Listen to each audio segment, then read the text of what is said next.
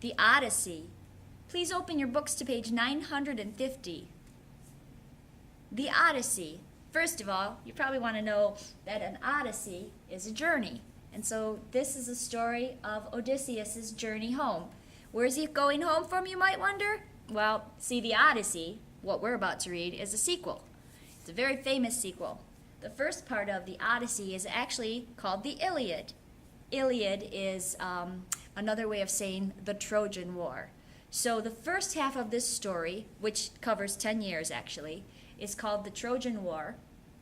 And the second half of this story, trying to get home from the war, also takes 10 years, is called the Odyssey. If you look in your book on page 950 and follow along, the Odyssey describes the experiences of the Greek hero Odysseus as he makes his way home after the Trojan War. According to legend, the Trojan War was sparked when Paris ran off with Helen.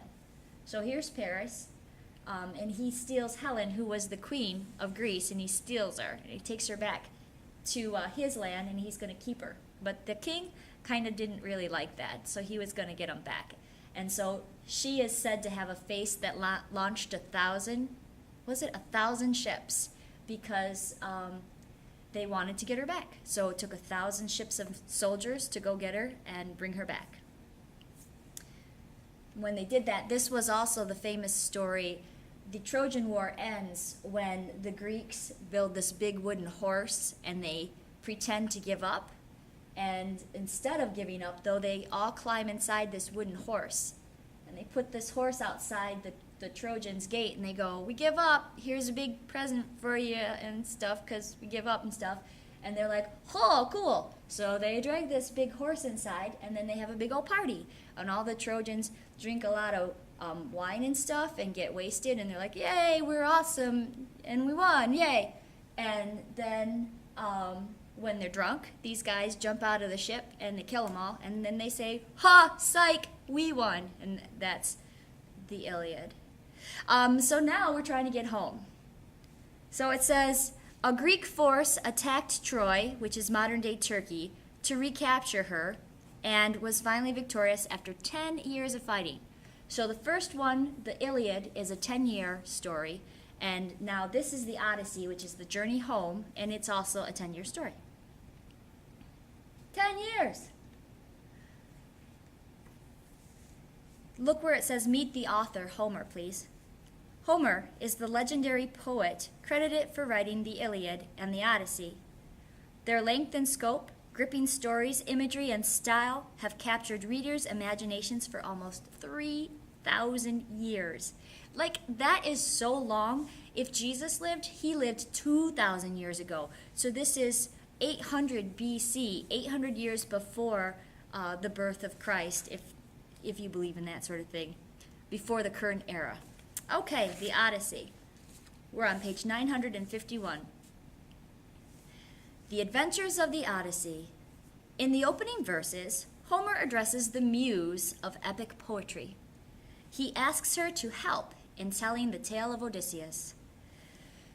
Sing in me, muse, and through me tell the story of that man skilled in always contending, the wanderer, harried for years on end, after he plundered the stronghold on the prow height of Troy. He saw the townlands and he learned the minds of many distant men and weathered many bitter nights and days in the deep heart at sea, while he fought only to save his life, to bring his shipmates home. But not by will nor valor could he save them, for their own recklessness destroyed them all. Children and fools, they killed and feasted on the cattle of Lord Helios, the sun, and he who moves all day through heaven took from their eyes the dawn of their return. Of these adventures, muse, daughter of Zeus, tell us in our time, and lift the great song again. You know, if you keep in mind that this is being told to people, they didn't have movies during this time period. They didn't have theater to go through. Oh, I guess they probably did have theater. I take that one back. But they didn't have movies. So they would go and they would listen to poets. And maybe they didn't read or write, the people, so they would hear these stories out loud. And that's what's happening here. They're going to hear a story told to them. So this is a poet. All right, what I'd like you to do, if you'll look on the next page where it says the characters.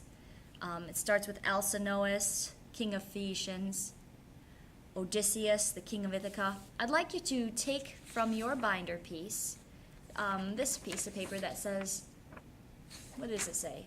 The Who's Who of Homer's Odyssey. And I'd like you to take page 952, and you need to fill in all of the things that are now missing. I would like to tell you, though, that there are 3 terms on there on the chart that are not on page 952, and so I'm giving them to you here. We've got Elpenor, who is a young crewman who dies and is not properly buried. We've got Achaia, that's another word for Greece. And we've got Ilium, which is another word for Troy. But beyond that, all the pieces you need are on page 952, and you need to fill in this chart right here, right now. Teacher, teacher, teacher, teacher! Please pause the video. Thank you.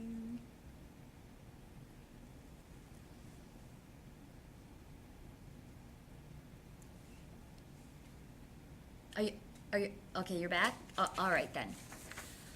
Okay, so now we'll get ready to go. Now we're on page 953, Sailing from Troy.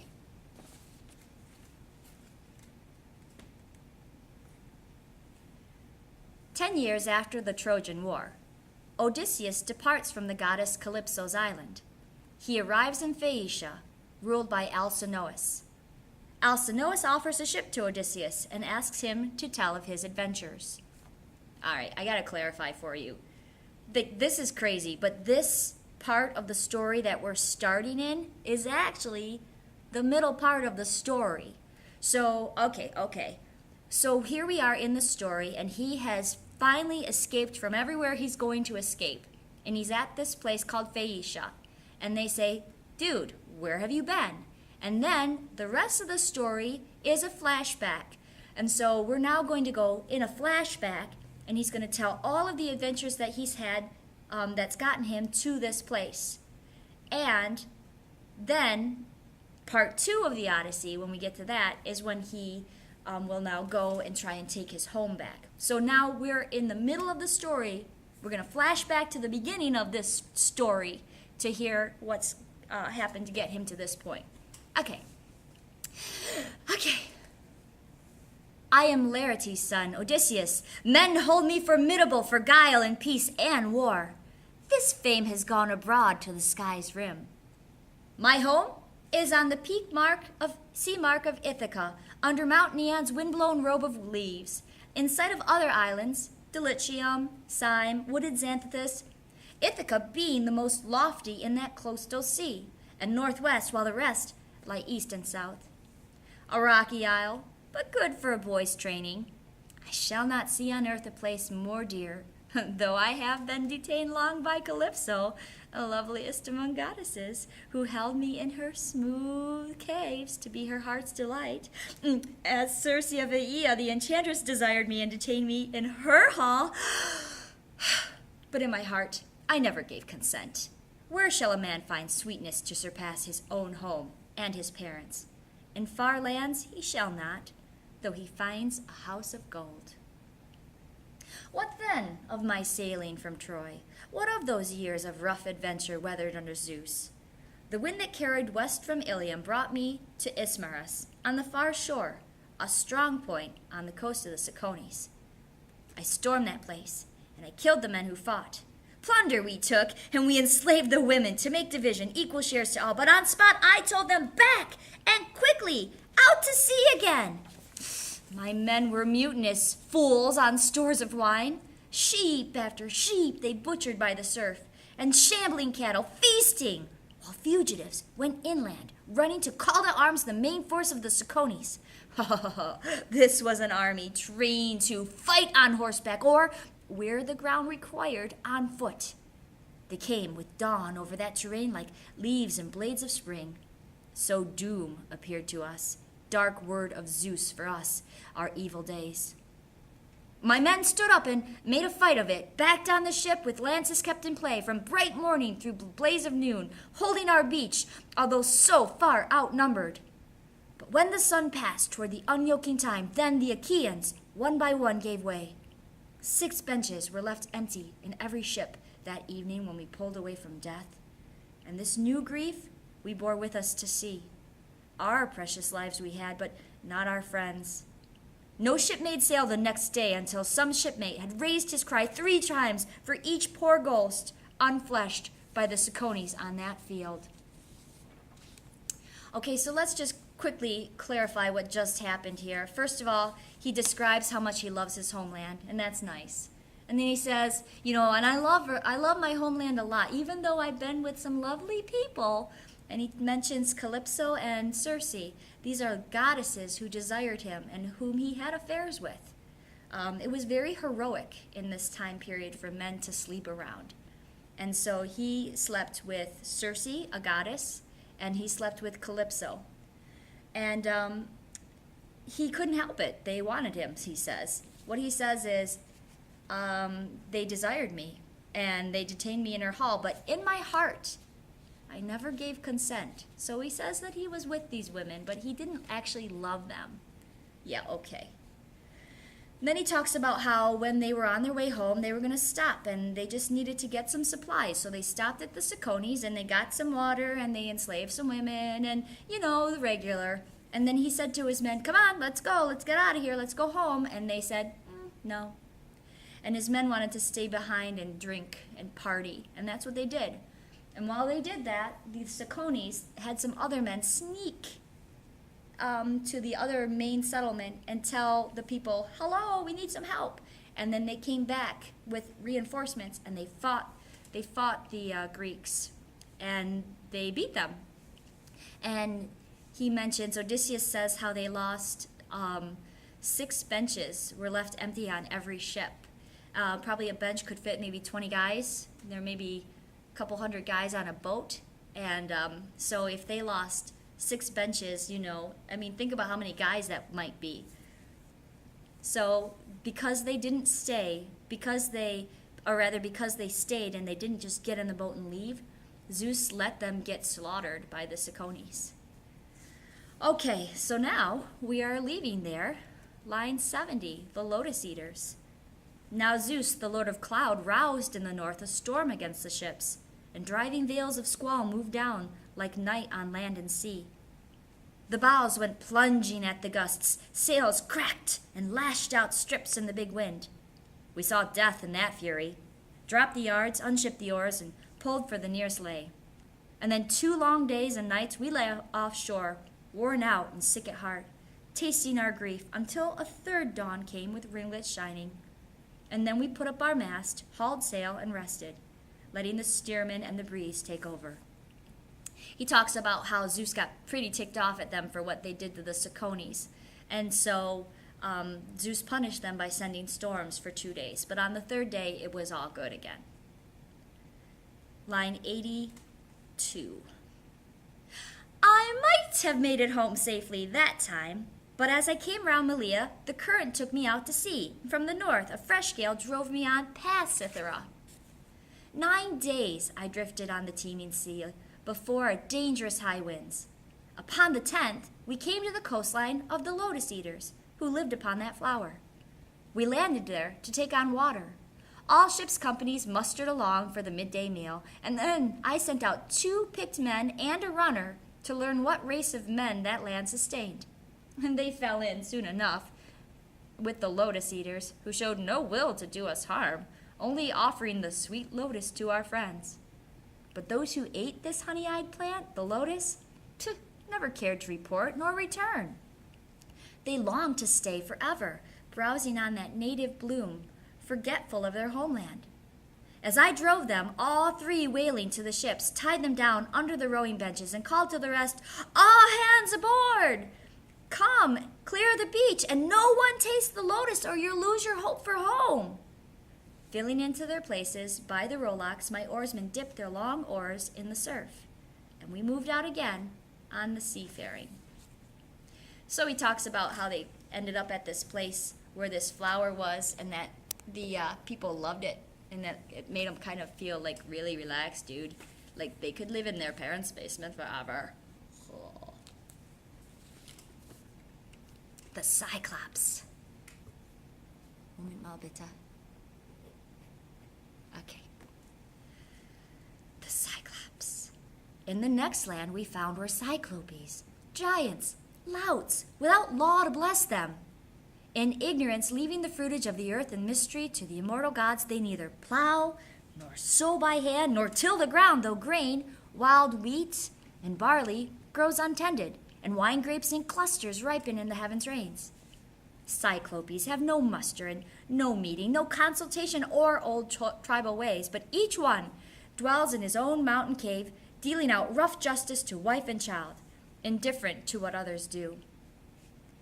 As we rode on and nearer to the mainland, at one end of the bay we saw a cavern yawning in the water, screened with laurel, and many rams and goats about the place inside the sheepfold, made from slabs of stone, earth fast between tall trunks of pine and rugged, towering oak trees. A prodigious man slept in this cave alone, and he took his flocks to graze a field, remote from all companions, knowing none but savage ways, a brute so huge. He seemed no man at all, as those who eat good wheaten bread, but he seemed rather a shaggy mountain reared in solitude. We beached there, and I told the crew to stand by and keep watch over the ship. As for myself, I took my 12 best fighters, and I went ahead. I had a goat skin full of that sweet liquor that Euthante's son Marin had given me. He kept Apollo's holy grove at Ismarus. For kindness we showed him there, and he showed his wife and child, he gave me 7 shining golden talents of this perfectly formed, a solid silver wine bowl, and then this liquor, 12 two-handled jars of brandy, pure and fiery. Not a slave in Marin's household knew this drink. Only he, his wife, and storeroom mistress knew. And they'd put 1 cupful, ruby-colored, honey-smooth, in 20 or more of water, but still the sweet scent hovered like a fume over the wine bowl. No man turned away when cups of this came around. A wineskin full I brought along, and victuals in a bag, for in my bones I knew some towering brute would be upon us soon, all outward power, a wild man, ignorant of civility. Okay, just to clarify what's happened, they are on their way. They have left the lotus eaters behind, but now they see this land, and there's this pretty cave, and they see these little sheepies outside, and they want to explore, so they can't help it. They're curious.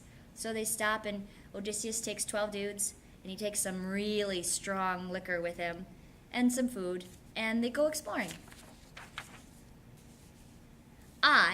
A wineskin full, oh yeah, I already said that. Okay, so now we're on line 157. We climbed then, briskly, to the cave, but Cyclops had gone afield to pasture his fat sheep. So we looked round at everything inside. Drying rack that sagged with cheeses, pens crowded with lambs and kids, each in its class, firstlings apart from middlings, and the dewdrops or the newborn lambkins penned apart from both. And vessels full of whey were brimming there, bowls of earthenware and pails for milking. My men came pressing around me, pleading, why not take these cheeses, get them stowed, come back, throw open the pens, and make a run for it. We'll drive the kids and lambs aboard. We say, put out again on good salt water. How sound that was. Yet I refused. I wished to see the caveman, what he had to offer. No pretty sight, it turned out for my friends. We lit a fire, burnt an offering, and took some cheese to eat, and then we sat in silence around the embers, waiting. When he came, he had a load of dry boughs on his shoulder to stoke his fire at supper time. He dumped it with a great crash into that hollow cave, and we all scattered fast to the far wall. Then, over the broad cavern floor, he ushered the ewes he meant to milk.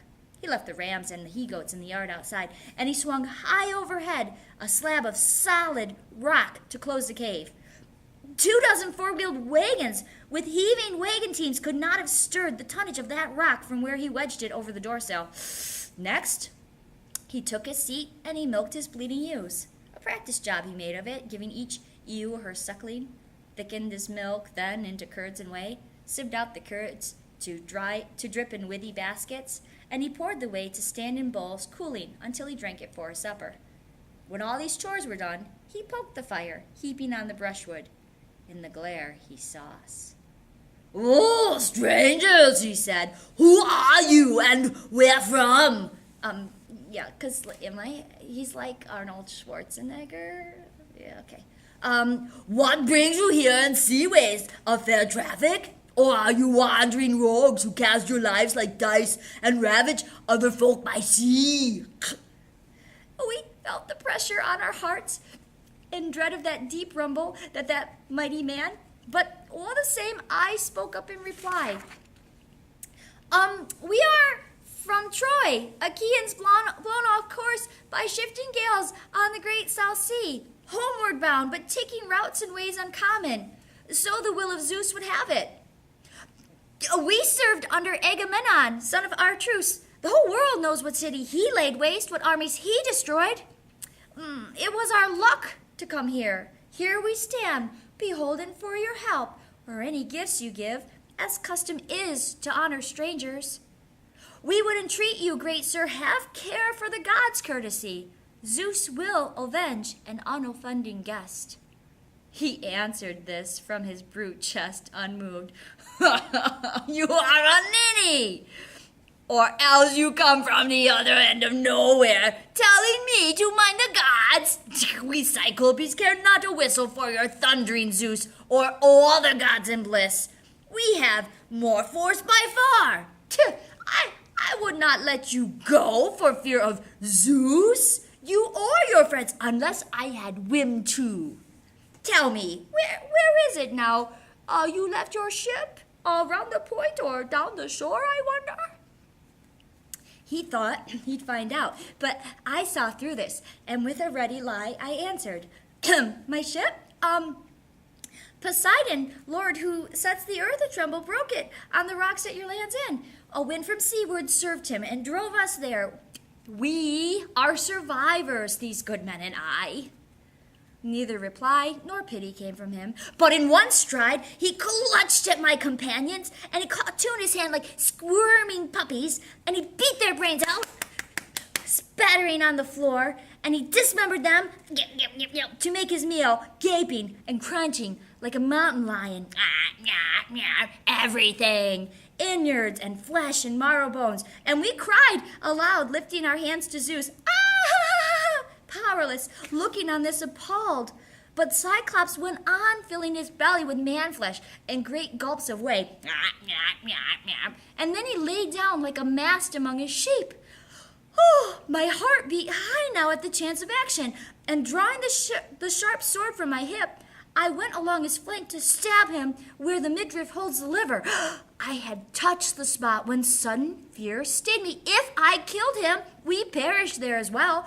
We could never move the ponderous doorway slab aside. So we were left to groan and wait for morning.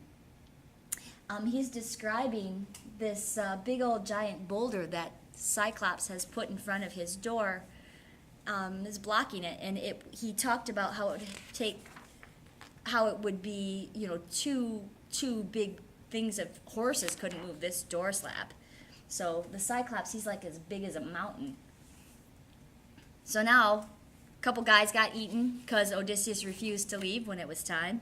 And so remember there were 12, and now I think we know that 2 of them are dead for sure. So now we're down to 10. We're on line 252. When the young dawn with fingertips of rose lit up the world, the Cyclops built a fire, and he milked his handsome ewes, all in due order, putting the sucklings to the mothers. And then, his chores being all dispatched, he caught another brace of men to make his breakfast, and whisked away his great door slab to let his sheep go through. But he, behind, reset the stone as one would cap a quiver. There was a din of whistling as the Cyclops rounded his flock to higher ground. And then stillness, and now I pondered how to hurt him worst. If but Athena granted what I prayed for. Here are the means I thought would serve my turn. A club lay there along the ford of an olive tree, felled green and left to season for the Cyclops' hand. And it was like a mast, a lugger of 20 oars, broad in the beam, a deep sea-going craft might carry. So long, so big around it seemed. Now, I chopped out of this a 6-foot section of this pole, and I set it down before my men, who scraped it. And when they had it smooth, I hewed again to make a stake with the point on the end. I held this in the fire's heart, and I turned it, toughening it, and then I hid it well behind the cavern under one of the dung piles in profusion there. Now came the time to toss for it. Who would venture along with me? Whose hand could bear to thrust and grind that spike in the Cyclops' eye when mild sleep had mastered him? As luck would have it, the men I would have chosen won the toss. 4 strong men, and I made 5 as captain. At evening came the shepherd with his flock, his woolly flock. The lambs as well this time entered the cave. By some shepherding whim or God's bidding, none were left outside. He hefted his great boulder into place, and he sat him down to milk the bleeding ewes in proper order, to put the lambs to suck. And he swiftly ran through all his evening chores. And then he caught 2 more men and feasted on them. So now that's 6. My moment was at hand, and I went forward, holding an ivy bowl of my dark drink, looking up and saying, Cyclops, try some wine. Here's liquor to wash down your scraps of men. Taste it, and see the kind of drink we carried under our planks. I meant it for an offering if you would help us at home, but you are mad, unbearable, a bloody monster.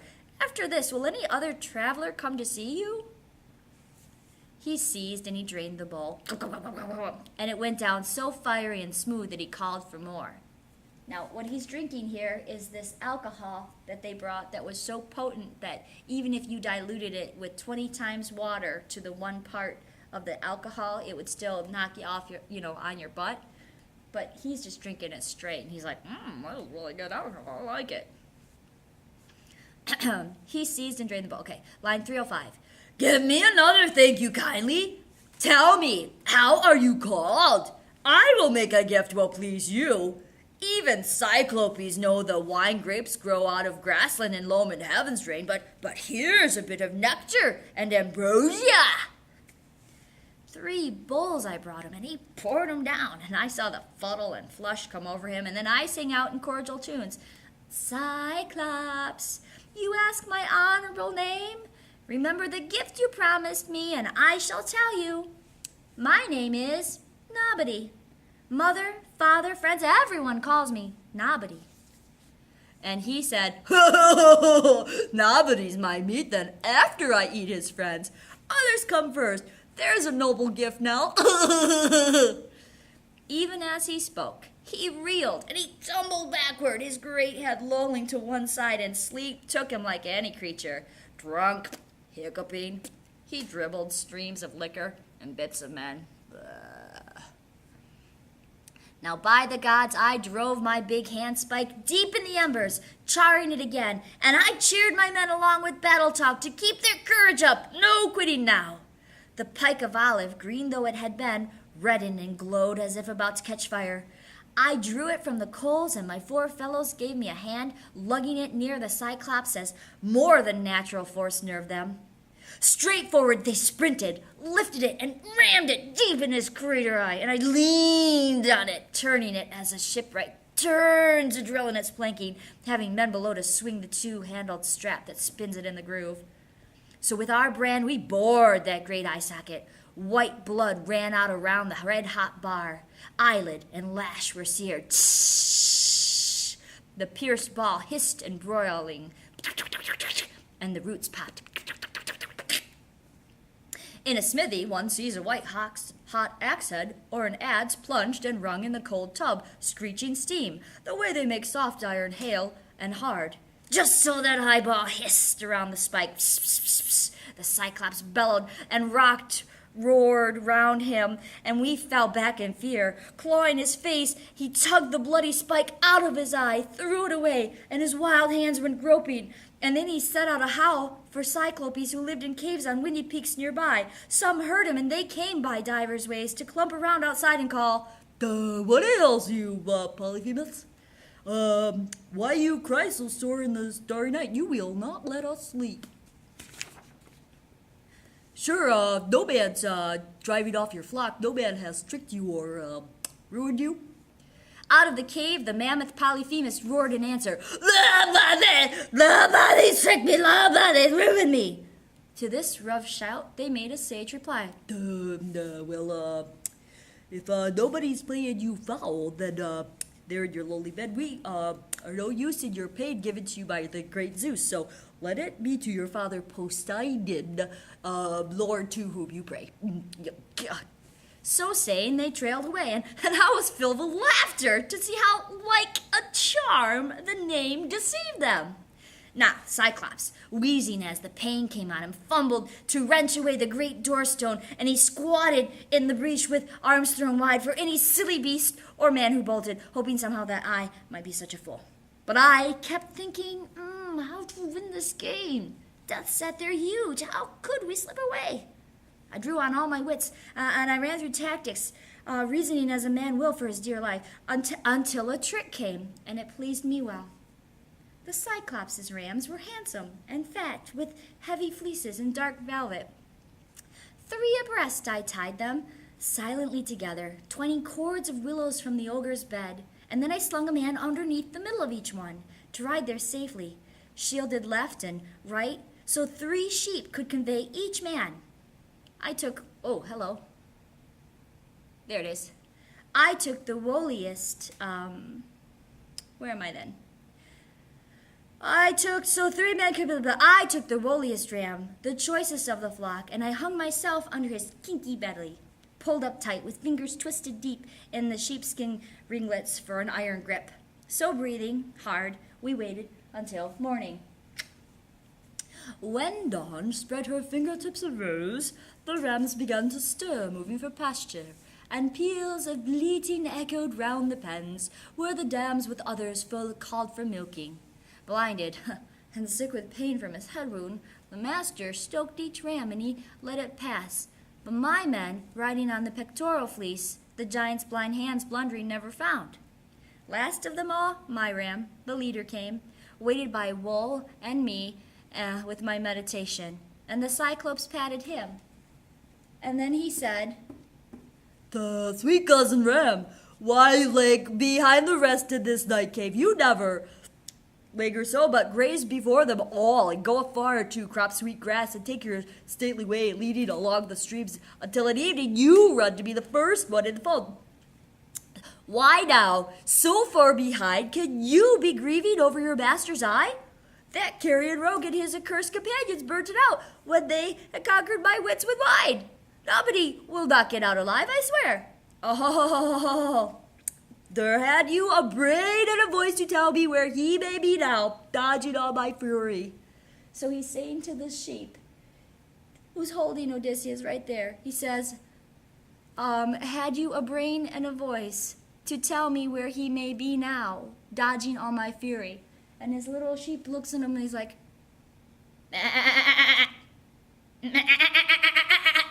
you know, like that means look underneath me, Bashed by this hand and bashed on the rock wall, his brain went through the floor. I should have rest from outrage. Nobody worked on me. He sent us into the open then, close by, and I dropped and I rode clear of the ram's belly, going this way and that to untie the man.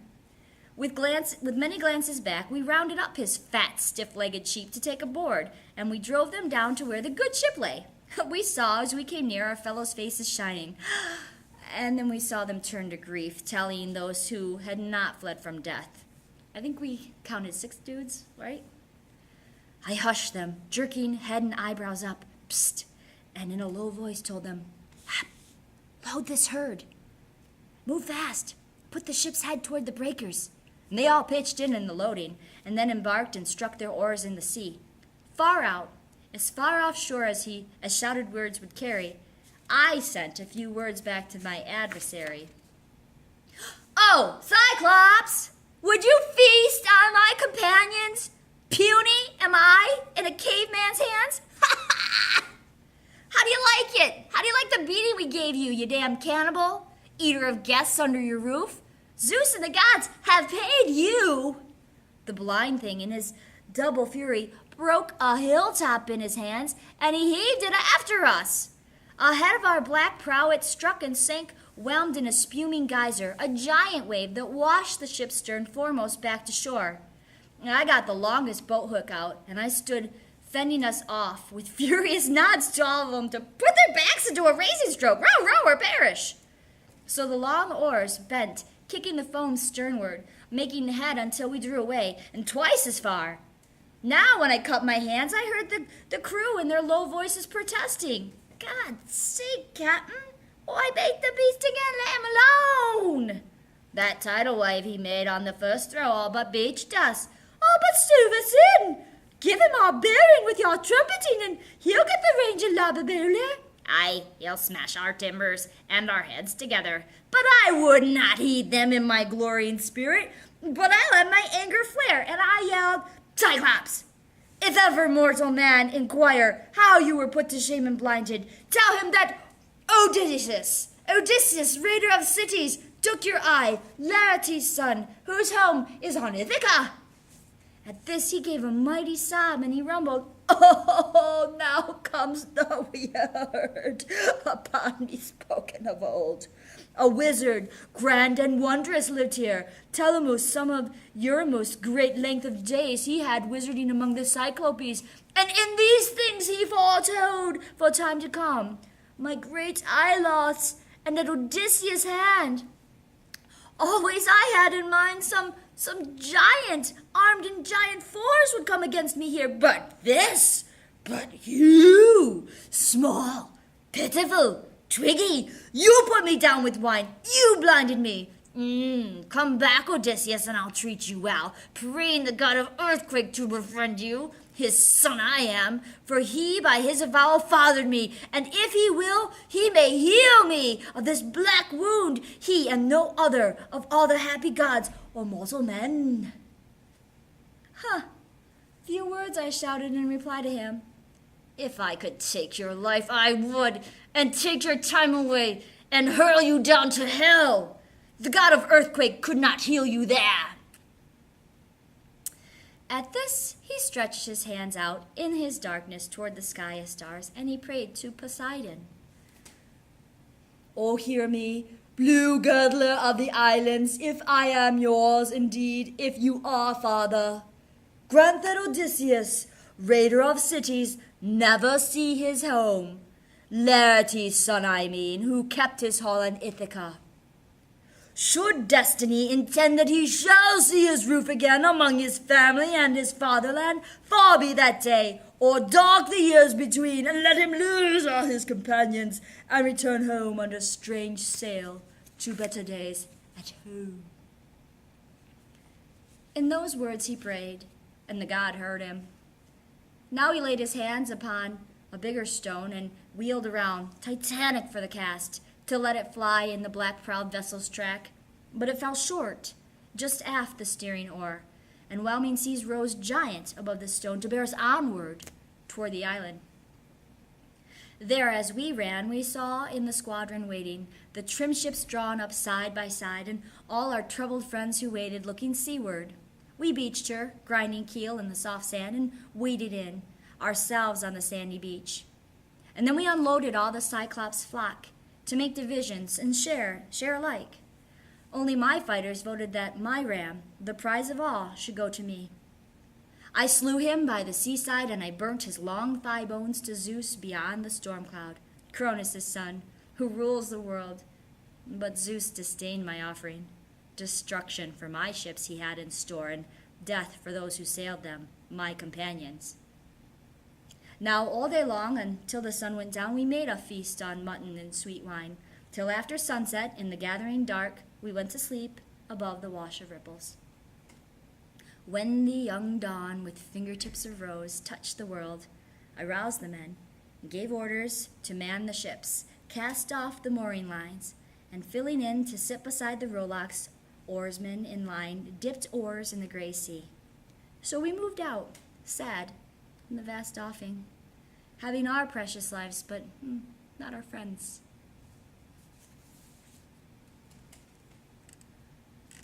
Let's take a look at the at the questions real quick, if you don't mind. So, if we go to the questions, let's see. Let's start right at the beginning, okay? Where is Odysseus journeying? He's going home to Ithaca.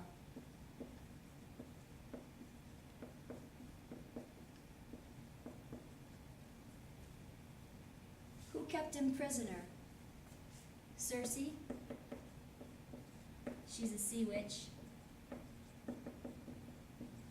And Calypso. She's a sea nymph. She's also like a goddess, though.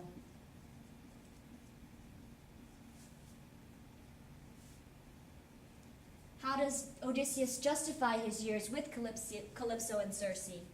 He says, "In my heart, I never gave consent."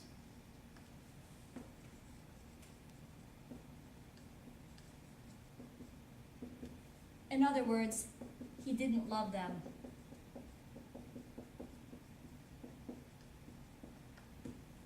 I guess that's a different thing for some guys. Why do Odysseus's men disobey orders and leave the Cicones? They were drunk.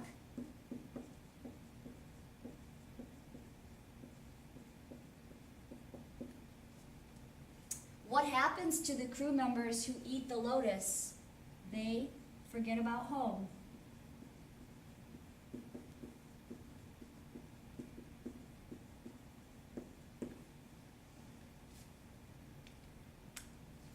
Got all that? I am erasing it. If you need to, pause the video.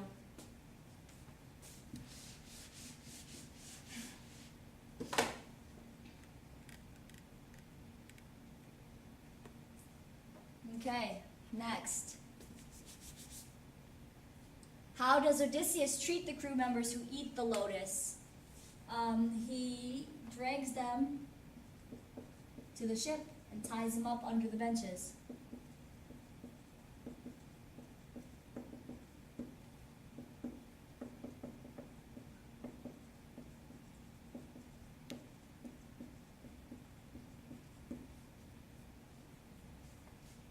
How does Odysseus characterize the Cyclopes? If we go back to the text on that one, I believe he calls them, here they are, giants, louts, lawless.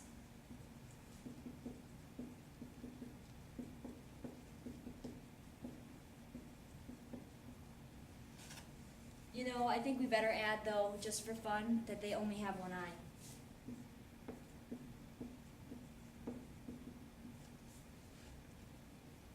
How do the Cyclopes get food? It just grows for them. Wheat and barley grow.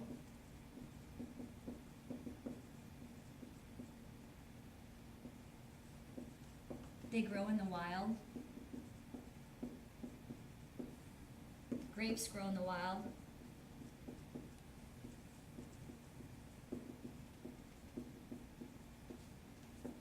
They milk the sheep for cheese and milk.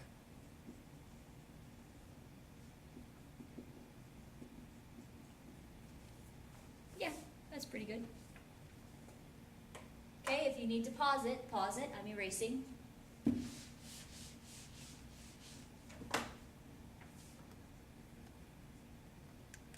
There we go.